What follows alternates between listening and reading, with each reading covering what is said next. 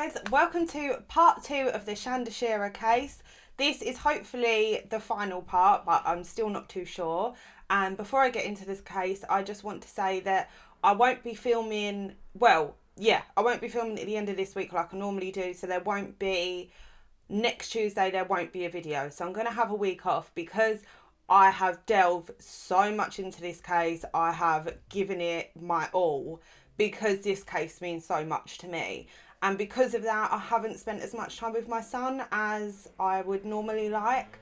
So I'm just going to take a week off so that I can just spend a bit more time with him and just make it up to him a little bit. So I hope all you guys understand. But then I will be back on the week after.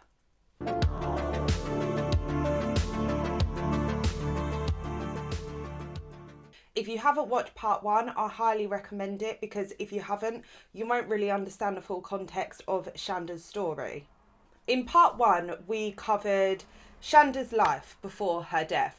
We spoke about Shanda's birth, where she grew up, her life with her parents, her relationships, her friendships, the kind of person that Shanda was, and the kind of person that Shanda wanted to be as well. So in part 2, we are going to speak about the last few months before Shanda's death. We will be speaking about Shanda's murder.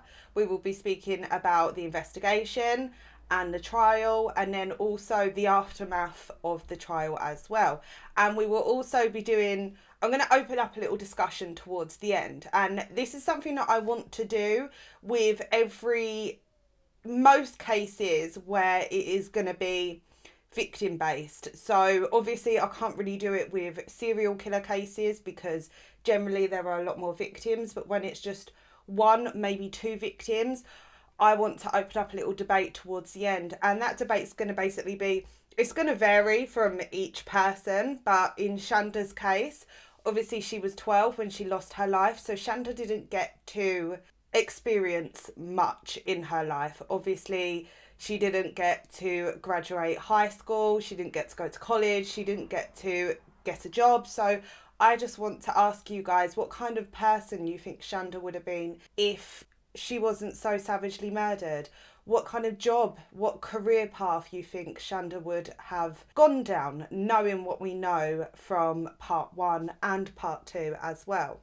But before we get into today's case, I just want to say that if, like me, you're a desktop detective and you enjoy my content, please consider subscribing and joining my humble little fam.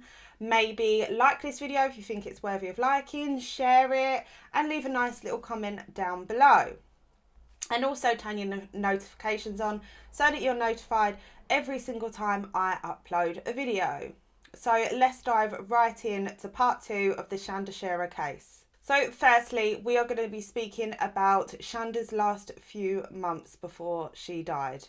Some names are going to be involved in this case that are very significant to what happens to Shanda. Some names that are going to be spoken about are sporadically involved in this case. They play somewhat of a part in this case, but not a major part as some do. So let's pick up from part 1. So towards the end of part 1, we spoke about Jackie and Steve, Shanda's parents. They had come to the decision that they wanted to take Shanda out of Hazelwood High School and enrol her into a new school. The school that they wanted to enrol her in was actually a private school, and it was called Our Lady at Perpetual Health, I believe, and it's a Catholic school. Steve had agreed to give Jackie a bit more money so that it could go towards Shanda's tuition. And once they had spoken to the school about enrolling Shanda, the school agreed to let Shanda start the following week. Jackie and Steve were really pleased with this. It seemed like a brilliant school. The teachers seemed to be really good at their jobs and seemed to be very much involved and interested in their students. And it was a lot smaller than Hazelwood, which it was like music to Jackie's ears. One person who wasn't particularly happy about this was Shanda. She was absolutely devastated when she heard of the news. She did not want to leave Hazelwood. She'd just found her feet. She just started to make some really good friends. And obviously she did not want to leave Amanda. Amanda was like kryptonite to Shanda. She just, as much as she knew that that Amanda was bad for her and that they shouldn't be together and that there was so much negativity attached to that situation, she just didn't want to let go. But Shanda just didn't really have a choice. Her parents had already made that decision. She was just 12 years old. She had to start a new school. So Shanda did. She started at her new school, and she was really unhappy initially. She didn't really make much effort to make any new friends. She wasn't very interested in her academics. And Shanda would also continue to write to Amanda, constantly telling Amanda that she was just so unhappy with her new school and that she really missed Amanda. During this time, Amanda and Melinda were still dating. Melinda, as you can imagine, was so happy that Shanda had left the school. She felt like all of the problems that were between her and Amanda would all be gone. It would all be behind them. However, that was not the case. Amanda was still very much interested in Shanda. And on one particular day, Melinda actually found Amanda's journal and she had scribbled Shanda's name and like love hearts and stuff all over it. And Melinda kind of like, she approached Amanda very angrily and threw the journal at her and was like, why did you write her name? Why did you write her ugly name in your journal? And she was just absolutely fuming. So Melinda said to like Amanda, that's it, I'm done. But Melinda wasn't done, and Amanda knew this. She knew that she wasn't going to quit, and she knew that Melinda would soon come running back, and that's exactly what she did. Not long after this, in November time, so this is 1991, Amanda actually invited Shanda to Hazelwood's school dance. And Shanda decided to attend. However, Amanda didn't exactly like invite her as like her plus one. She just kind of asked her to attend and they'd, you know, like meet up and hang out there. So Shanda decided to ask her cousin if she was going and asked if she could tag along with her because Shanda's cousin still attended Hazelwood High School. So that's exactly what happened. Shanda went with her cousin to the school dance, and when they got out of the car, they were confronted by Amanda and Melinda, who was right behind Amanda. And Amanda was sort of stood there with her head down. And Melinda had forced Amanda to break it off with Shanda and tell her that she's no longer interested in her and that she didn't want Shanda in her life anymore. Obviously, Amanda didn't actually feel this way, but Melinda basically forced her to say this. Shanda broke down. She was absolutely devastated. And Amanda and Melinda just got in the car and drove away and left Shanda to cry in the car park. Once this had happened, Shanda, I think, she just come to the realisation she can't go through this anymore. She was constantly up and down, and things would be really good with Amanda for a couple of days, and then something would happen or Melinda would get involved. And Shanda just realised she can't go through this anymore, and it was really starting to take its toll on her mental state. And Shanda was given this opportunity of a new start, so Shanda decided to take it. And Shanda just decided she's not going to contact Amanda anymore. She's just going to take what Amanda said and she's going to try and do better. Shanda had started getting more involved at school. She started to make the effort with actually making friends, and she started doing better with her studies and her grades began to go up. Shanda had joined the basketball team and Shanda had also got herself a new boyfriend. So things were really starting to look up for Shanda and she was finally starting to put the past behind her. However, Amanda just wouldn't let it go. I think as soon as Shanda started to pull away, Amanda realised what she had lost. And Amanda continued to write to Shanda. She would ring Shanda at her home, and she would also ring Shanda's cousin as well to try and get her to talk to Shanda, but her cousin just wouldn't get involved. And there was quite a few occasions as well when Amanda kept following Shanda home. So she would follow her. I don't know if she was on foot or in a car, but she would follow her while Shanda was walking home from school, which is super creepy. So Melinda wasn't stupid. She knew that all of this was going on, and Melinda began to just feel defeated. And Melinda came to the realisation that no matter where Shanda was, she was always going to be in the picture, and Melinda would always lose to Shanda unless Shanda was no longer alive. Melinda had actually stated to Amanda as well that she hated Shanda so much that she wanted Shanda dead. I think Amanda didn't really take this too seriously. She just felt like it just came from a place of extreme jealousy and anger. She didn't feel like Melinda would actually physically harm Shanda.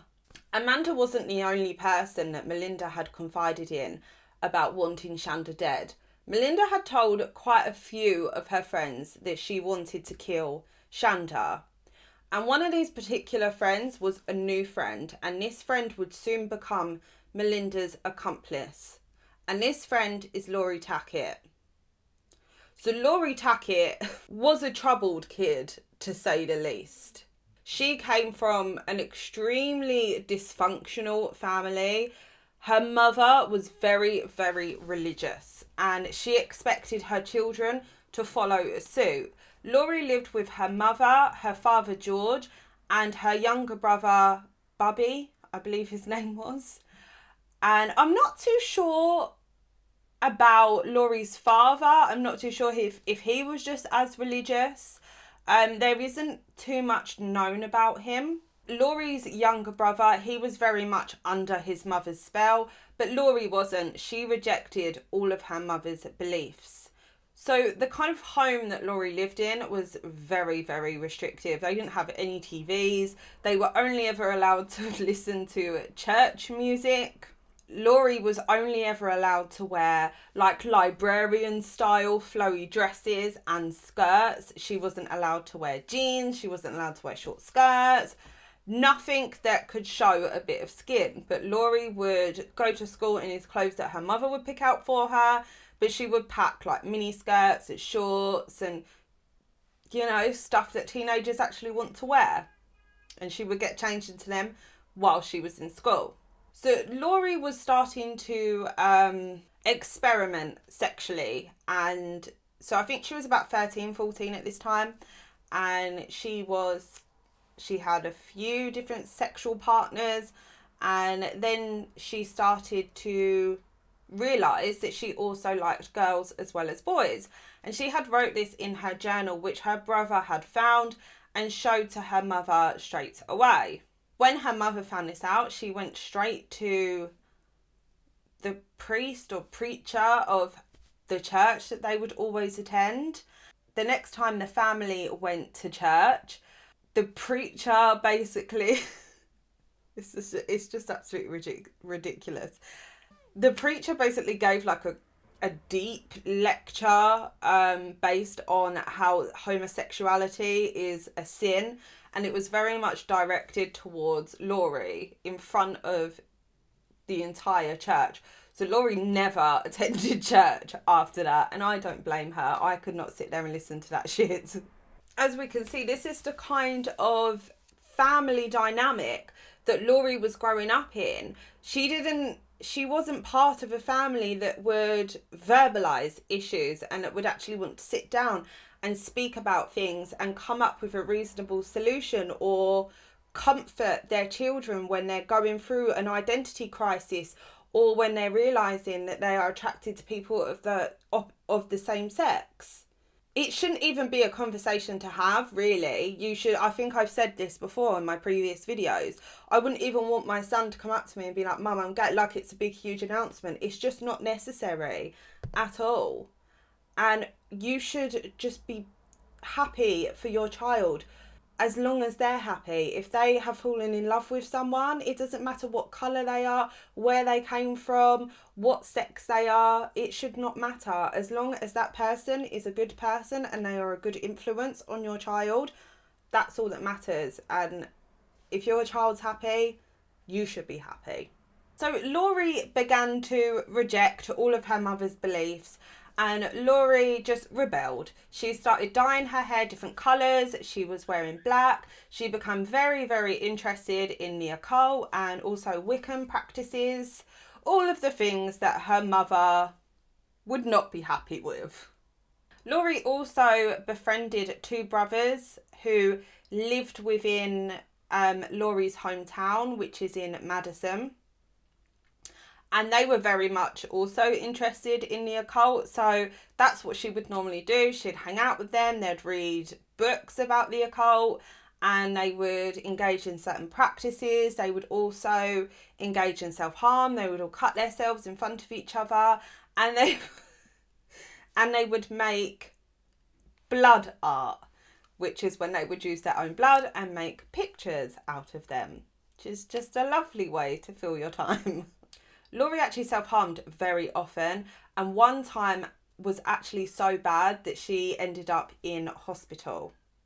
Laurie was also very interested in death, and she would often tell people that she has always wanted to kill someone. I don't think Laurie ever had a particular person in mind, but I think if it was ever suggested to her, then she would happily be a part of that and become an accomplice. So now we're going to get to January the 10th, 1992. So on this particular day, Melinda had told Laurie that she had spoken about Shanda to Laurie a few times and said that she had wanted her dead. And I think Laurie was infatuated with Melinda, and she would have just gone along with anything that Melinda had suggested. And I think Laurie was waiting for this kind of opportunity. And when it was presented, Laurie was very happy to comply. So when Melinda said to her about going to Shanda's home and going to pick her up and basically drive her out somewhere and kill her, Laurie was like, yeah, let's go and do it. So on this particular night, they decided to bring two other friends with them. And these two friends, Melinda didn't actually know them. Laurie was very good friends with a girl named Hope. And Hope was also childhood best friends with a girl named Toni Lawrence. So Hope Rippey, she didn't really come from much of a dysfunctional family. Not much had really happened to her in her life. She was a pretty normal kid. She kind of done well in school. That was until it kind of become clear that she got to an age where it wasn't cool to do well in school. So instead of being part of the school band, which she was previously, she could play pretty much any instrument. She was very, very talented. Hope decided that instead she wanted to engage in what all the cool kids were engaging in, which was drinking, doing drugs, having sex with multiple people. That's what she wanted to be a part of, so that's what Hope did. Hope's parents didn't really like Hope hanging out with Laurie. They felt like she was a really bad influence, and they preferred Hope to hang out with Toni Lawrence, because Toni Lawrence was a pretty normal kid. She was pretty well behaved, seemed to have quite good morals, come from a reasonably normal family. Yeah, Toni didn't really have much of a bad childhood. Her childhood seemed to be pretty good. Toni grew up in a middle class family. They grew up in quite a nice area. Their family seemed to live comfortably. However, when Toni was I think she was about 13, 14, Toni was unfortunately sexually assaulted at a party. And this, as you can imagine, really did take its toll on Toni's mental state. It really did affect her like it would anyone. Apparently, Toni really changed from then on. So on January the 10th, Shanda was supposed to be spending the weekend at her father's home. But Shanda really didn't want to go. I don't really know why, she just wanted to stay at her mother's. And she kept saying to her mum, like, oh, Mum, can I just stay with you this weekend? And she was like, no, your dad and Sharon are really looking forward to seeing you. And Sharon had actually booked to go to a gig the following day with Shanda. And Sharon was really looking forward to taking Shanda as well. Jackie said this to Shanda, like, look, Sharon's bought these tickets. She's really excited to go. I know you'll really enjoy it. You'll have a lovely weekend. So please just go and enjoy yourself. And then Shanda was like, all right, I'll go. So she did. She went to her father's that weekend, and little did Jackie know that that was going to be the last time she ever saw her daughter alive. Melinda and Laurie had hatched this plan about what they were going to do. They were going to murder Shanda, and they had invited Hope and Tony round to Melinda's home. They had said to Tony and Hope that they were going to pick Shanda up, beat her up a little bit, teach her a lesson, just warn her off of Amanda, and then they were going to go to a concert. And they were all getting ready at Melinda's. They were all trying on clothes, doing their makeup, and then they headed to Shanda's father's home. So when they got there, Shanda was in the bathroom, and I think her dad answered the door, and it was Hope and Tony that were at the door waiting. So Shanda had come down, and obviously she didn't really recognise these girls, and she was just like, yeah, who are you? And they said that they were friends of Amanda's, and Amanda really wanted to see her, so they were going to pick Shanda up and take her to this place where Amanda was waiting for her. And Shanda was just a bit like, well, why can't Amanda come here? Shanda wasn't really buying it, and the girls were just like, well, she just has something really important to tell you. So this really piqued Shanda's interest, and she was a bit like, well, I'm a bit busy at the moment. I'm going to a party. I think she was going to her friend's party, so she couldn't really go. So she was like, I've got plans, but maybe later you could bring Amanda here, and then we can chat then. So Tony and Hope didn't really know what to do at this point, so they kind of just had to take what, they couldn't force Shanda to get in the car, so they were just like, oh, okay. So then they left, and they got in the car to relay the information back to Melinda. Melinda was not happy about this at all, but the girls were like, look, let's just go to the concert, let's just enjoy ourselves, and we'll come back later. So that's what they did. They drove to this concert, and they were in there enjoying themselves, but Tony and Hope didn't really have a good time. They said it was really hot, and they just didn't really like it. So then they headed out, and they bumped into two boys. And this is when, I'm guessing the girls by this point had known that Laurie and Melinda were planning on murdering Shanda. I'm not too sure when they were told this information, because I don't think they was initially. So anyways, Tony had decided to tell the boys about what was going to happen to Shanda. And the boys didn't really believe him at first, and they were just like, oh, yeah, okay. And then Tony was like, no, really? And then pulled the knife out of Melinda's purse. And the boys were just like, okay, this is bad. You need to leave. You need to not be a part of this. Just go home. Just don't be a part of it.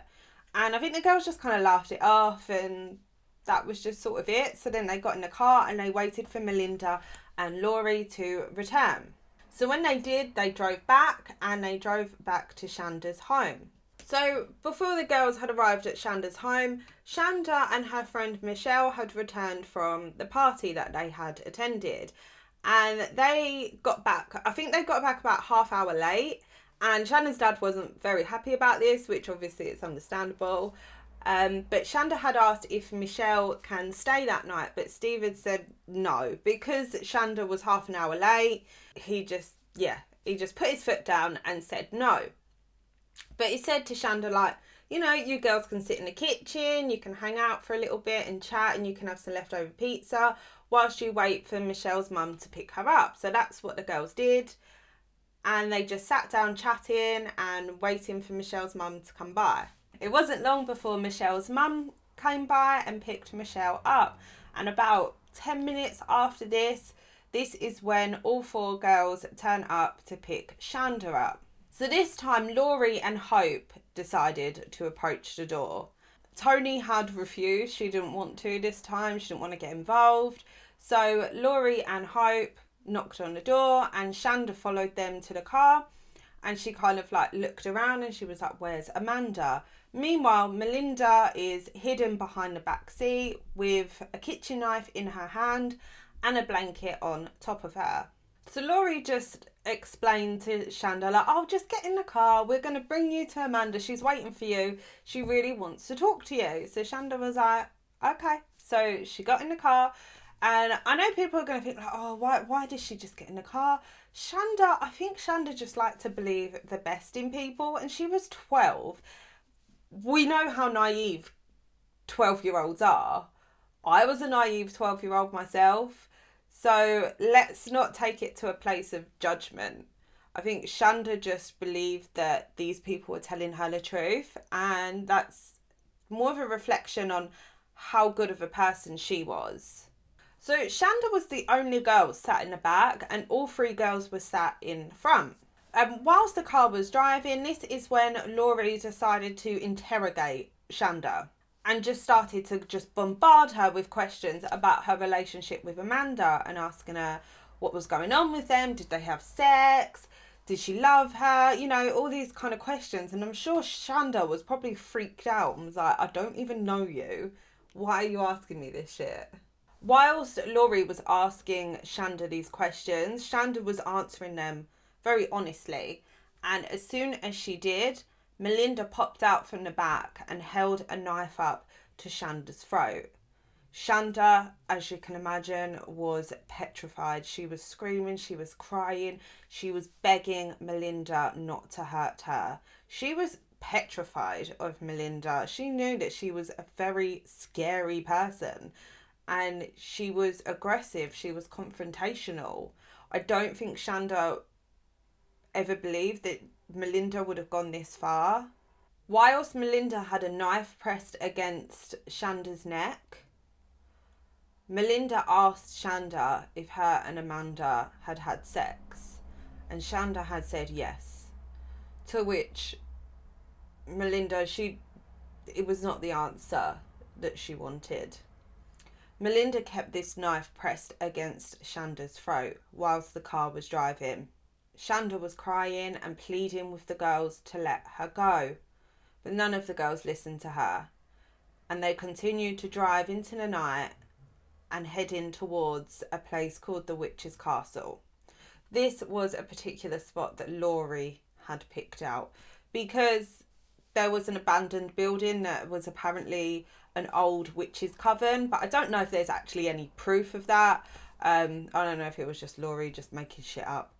And that's where they decided that they were going to go, and that's where they were going to kill Shanda. So when they pulled up to the witch's castle, they walked up to this area that's called the ruins, which is just that abandoned bit that I said about. All four girls walked into this area and they tied Shanda up and they started to strip her of like her jewellery and her watch, and Shanda was just sitting there, tied up, just petrified. And these girls are like passing a Mickey Mouse watch around, like, oh, look at this, oh, listen to this sound. And just tormenting her and just prolonging everything. Like at this point they hadn't physically harmed her, but can you imagine how terrified you would be just sort of waiting for the inevitable to happen? Because you just know that something bad's going to happen. And these girls were just prolonging it and just getting so much satisfaction from Shanda being scared of them. So Laurie decided to get a t-shirt and she poured whiskey on it and then set it on fire. And then the girls were sort of like, oh, what if someone sees it? So then they like picked Shanda up, put her back in the car, and then they got in the car and drove away. They had then stopped at a gas station. And this is one part that really, really frustrates me. As you can imagine, everything that happens to Shanda frustrates me beyond belief. But this part particularly, because what had happened to Shanda could have been prevented. This is why, even though Tony Lawrence claims that she was not compliant in the murder at all and she hadn't done anything, she needs to take some accountability because of this, because of what I'm about to say. So Tony gets out and she goes to a payphone and she rings one of her friends. She just rings her friend and she's just chatting and, you know, just talking, catching up. Meanwhile, Shanda's tied up in the back of the car. So The girls were completely out of earshot, so they had no idea what Tony was saying on the phone at this point. So Tony easily could have phoned the police and she could have told them what was going on. She could have told them the car, the location, the reg plate, everything. And meanwhile, she could have been laughing and pretending that she, that she was on the phone to a friend. Like, she could have done it. She could have rang the police. She could have got help. Shanda could have been saved. But Tony chose not to. She chose not to get involved. And it's the bystander's effect. And it really irritates me. I would never, and don't get me wrong, I know it's hard to say, oh, you don't know what you'd do in that situation. I would ring the police, and I would risk my own life. I honestly would, because what this girl goes through, and don't get me wrong, I don't know if Tony expected it to be as bad as what it was, but Tony knew. She knew that girl was going to die that night, and she did nothing to stop it. So in my eyes, she is just as guilty as the other girls. So Tony and everyone else get back in the car, and then they carry on driving. So the girls drove about 50 miles to Madison. All while, Melinda has got a knife pressed against Shanda's throat. Then Melinda demands that Shanda takes off her bra, to which she does, and Hope then puts it on, just laughing. The girls then drove to a wooded area where it was really rural and secluded. They parked up, and Laurie, Melinda and Shanda got out of the car. So while Shanda gets out the car, Tony and Hope get out of the car, and Tony gives Shanda a hug and tells Melinda to take Shanda home. Melinda says she can't, she knows who we are and she knows too much. Tony and Hope get back into the car because it's too cold, and Melinda looks at Shanda and demands that she takes off her clothes. So Shanda does, and she's just in her underwear at this point. They walk a little bit further, and Laurie holds Shanda's arms whilst Melinda proceeds to beat Shanda. Melinda then pulls the knife out and she tries to slit Shanda's throat, but the knife is too blunt. Laurie and Melinda then take turns repeatedly stabbing Shanda in the chest.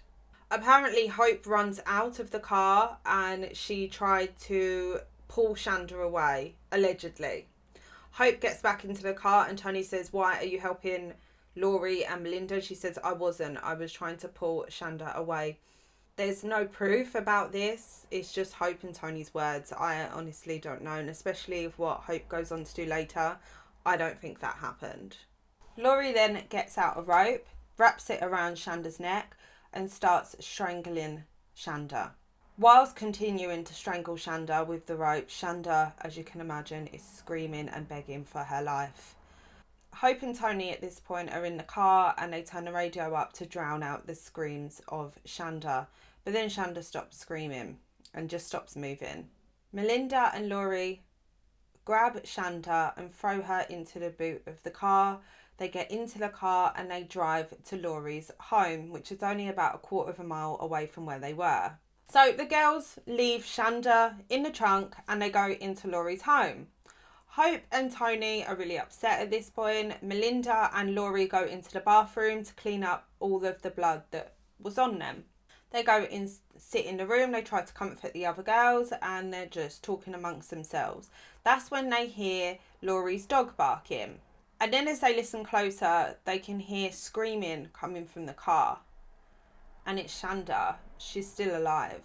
Laurie then says to the girls, it's okay, I've got this. She goes into the kitchen, gets a knife, goes back into the room, shows off the knife to the girls, goes back to the car, opens up the trunk and repeatedly stabs Shanda until Shanda stops screaming.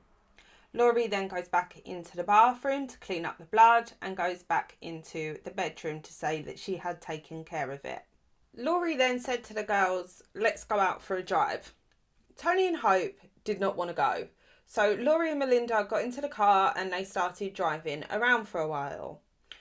And this is when they were talking amongst themselves and Melinda said, is is Shanda alive? And Laurie said, I don't know. And then Melinda suggested, well, let's burn her. So they were driving around for a while. They were going to go and grab some materials, but they couldn't do it in this specific area.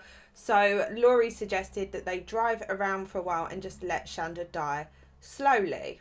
Laurie then wanted to just throw Shanda off of a bridge. But Melinda was hell-bent on burning Shanda. So they parked up somewhere just to check if Shanda was still alive. And they opened up the trunk. Laurie had just grabbed a tire iron and she'd opened up the trunk and Shanda was still alive. She had sat up and her last ever words were "Mummy," before Laurie brought a tire iron down on Shanda's head and closed the trunk. The girls then continued to drive around for a while. This was about 2:30 in the morning on January the 11th.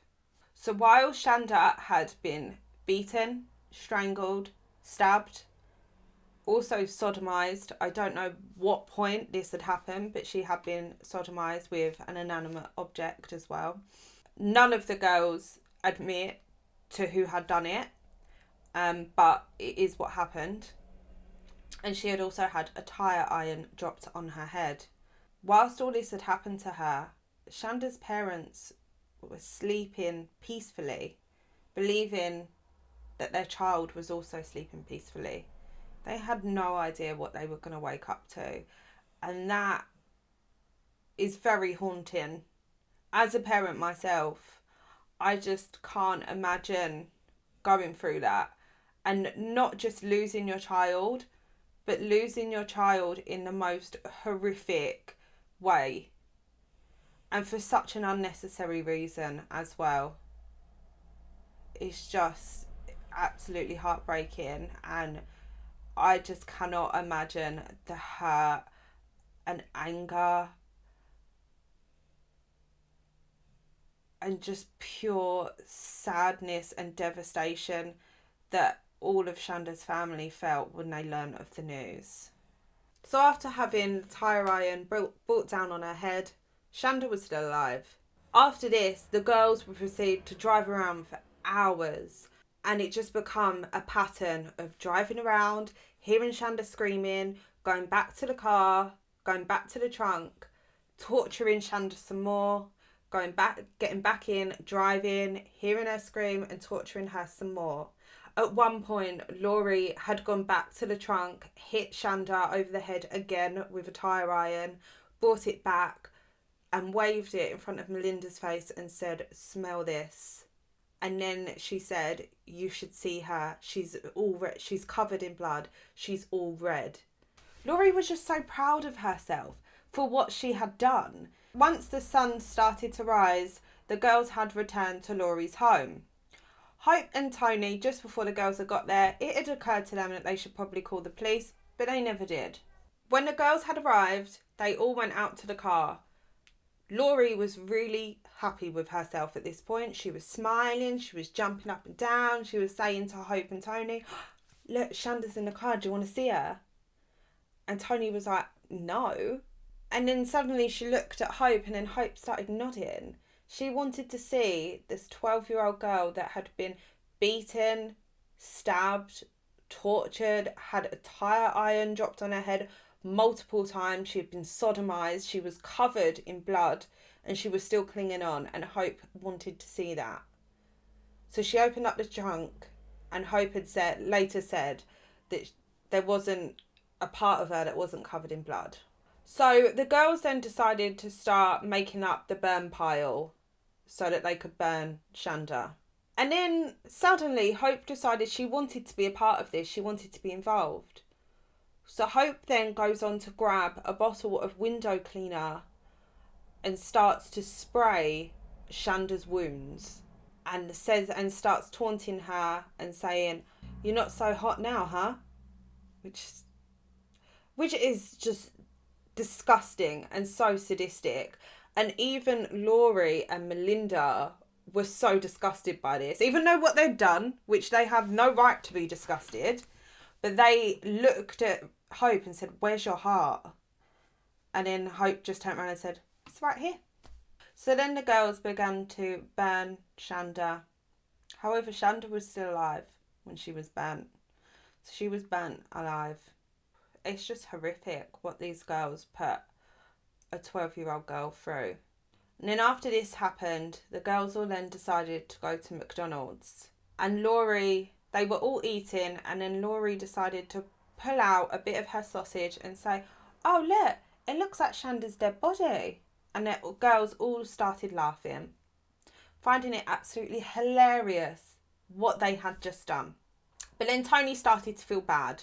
She started to feel guilty for what had happened and the fact that she had done fuck all, which she should have felt guilty a lot, well, way before then. She had the opportunity to call the police and she didn't. So Tony actually ends up confiding in a friend about this, and she says, you know, she doesn't know what to do. And then her friend says to her, "Look, you've got to tell the police." And Tony goes home and she tells her parents. Hope goes home and she tells her parents. All whilst just before, the girls had made a pact not to tell anyone.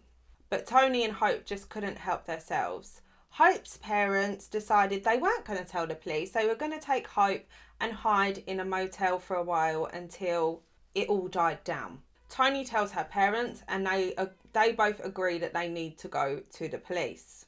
Melinda, she confides in Amanda, and she tells Amanda exactly what happened. And Amanda is shocked and devastated by the news. However, she still proceeds to comfort Melinda. Melinda starts crying. She comforts Melinda.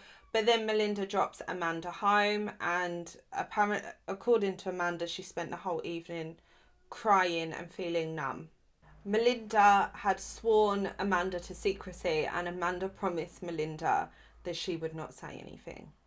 So whilst all this was happening, Steve Sharer wakes up in the morning to find that his daughter is not there. So Steve starts to panic. He knows that Shanda was there the night before he went to bed. So where on earth was she? So he starts calling round. He calls round to neighbours. He calls round to Shanda's friends. And then he calls round to Jackie, Shanda's mum, just making sure that Jackie hadn't come and picked her daughter up early. And Jackie says, "No, I haven't heard from Shanda." So then Jackie starts freaking out. Jackie then drives to Steve's.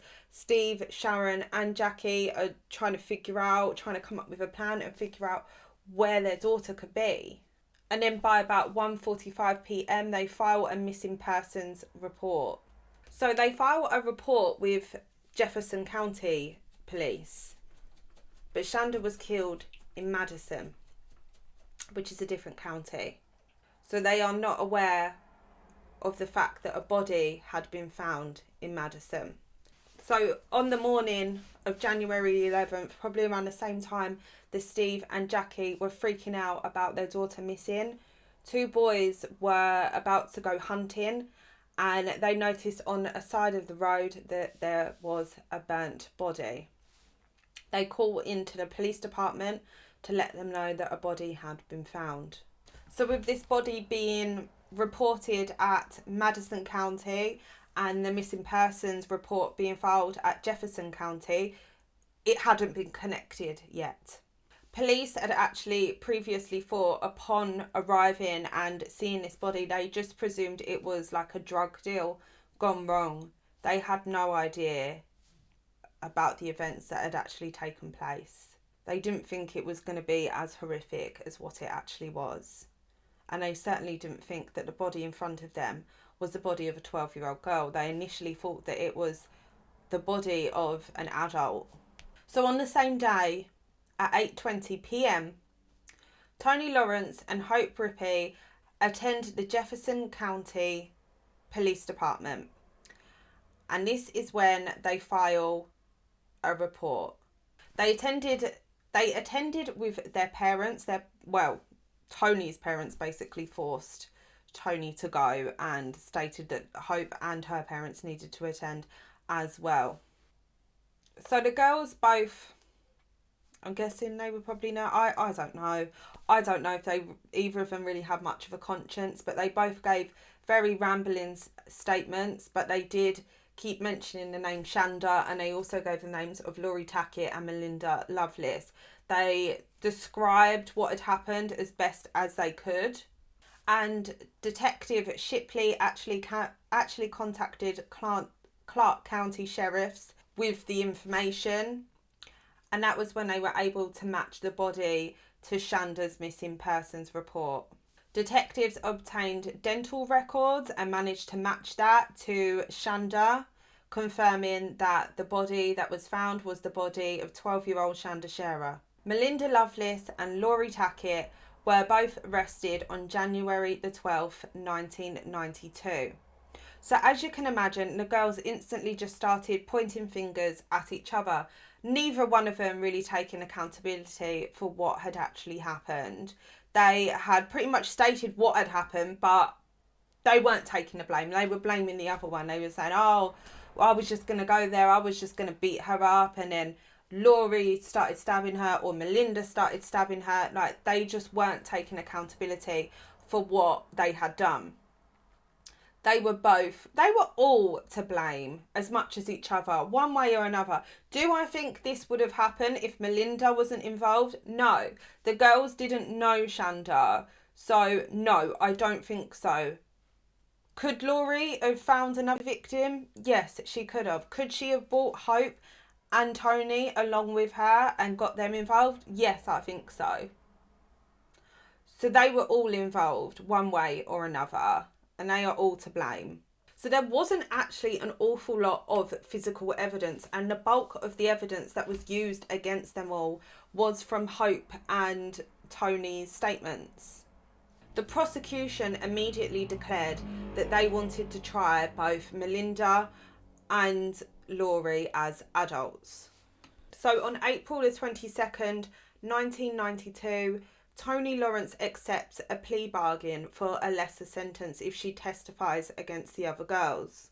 On September the 21st, 1992, Melinda and Laurie both accept plea deals to testify against each other. All the girls accepted plea bargains in order to avoid the death penalty. So I'm just gonna read it off my phone just to make sure that I get the sentences right, because sometimes, I don't know, just with certain information, it's just easier.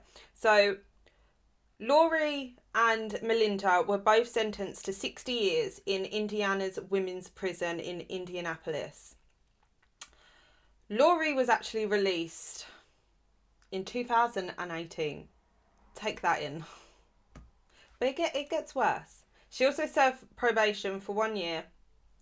Melinda was released in September 2019 with 10 years suspended for mitigating circumstances, which is supposedly about her trauma and her childhood, plus 10 years of medium supervision probation. In exchange for Tony's cooperation, Tony was allowed to plead guilty to 1 count of criminal confinement and was sentenced to a maximum of 20 years. On April the 28th, 2006, Hope Rippey was released from Indiana Women's Prison on parole after serving 14 years of her original sentence. So, what do we think about that? Do we think justice was served? No. But one thing I will say, although I am not, after everything I've just told you, there is no way I would ever defend these girls. What happened to them in their past? No excuse for what they did whatsoever. I'm sorry, it doesn't. It's really strange because it's a proper head fuck, but I've watched a few interviews with Melinda from, I don't know, obviously after she was released, and some when she was in prison as well, because whilst Melinda was in prison, she was actually training dogs for disabled people. So she would be the trainer, and then those dogs would go and be with their owner who would be disabled. So yeah, and didn't really put that very articulately, but I'm sure you know what I mean.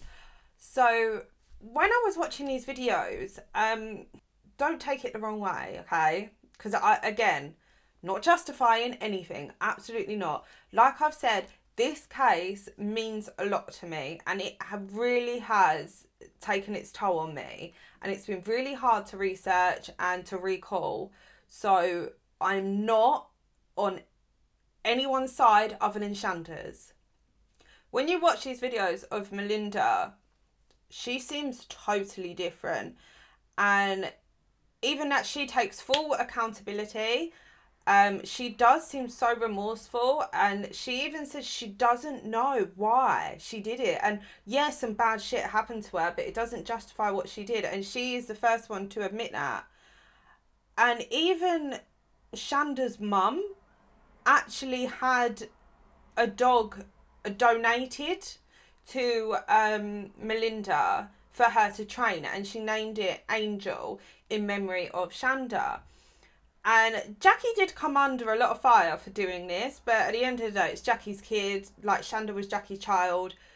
Jackie could do whatever she wants, and if she's just going to try and find the slightest bit of good in a person and try to do good out of it, I think that's great.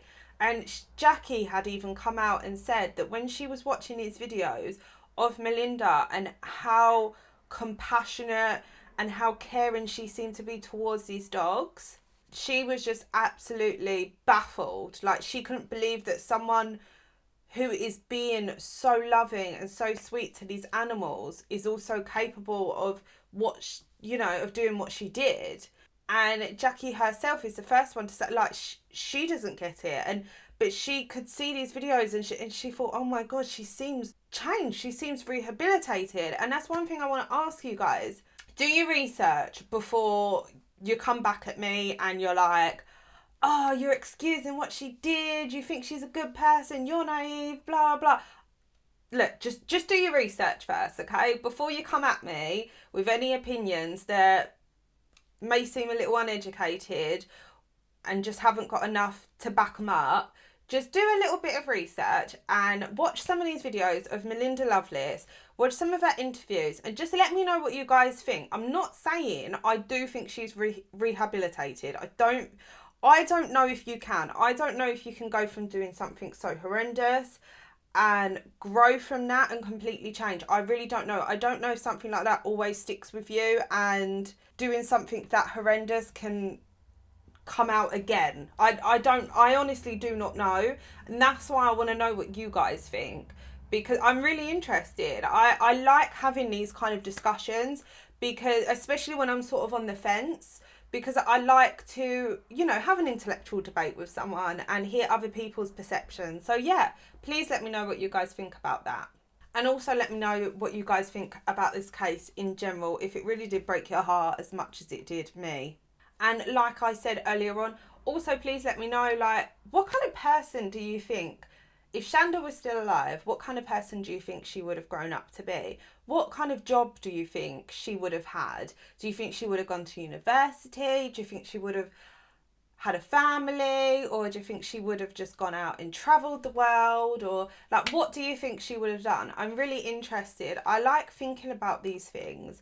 I don't know if that makes it weird, but I don't know. I think this case has really affected me. Like I said, I've known a lot about this case previously, but recalling it all again, it has really affected me. It's just, well, you guys will know. If you watch this video, you will know, and if you know a lot about this case. I have, with this video, I've tried to not be as descriptive as I was about the previous one, because I wanted to be more descriptive about Shanda's life than anything else. I didn't really want to go too much into detail about the trial, but there is a lot of information about the trial, so look it up on the internet. There's loads of stuff. There's also some stuff on YouTube, so if you want to know more about that, you can do that. If you want to know what kind of sources I use as well, if you want me to link them in the description box, just let me know and I can do that. So this is it for this week's case. Like I said, I won't be uploading next Tuesday, but I will be the following Tuesday. So I hope you guys enjoy the rest of your week. Stay safe, stay spooky. Bye guys.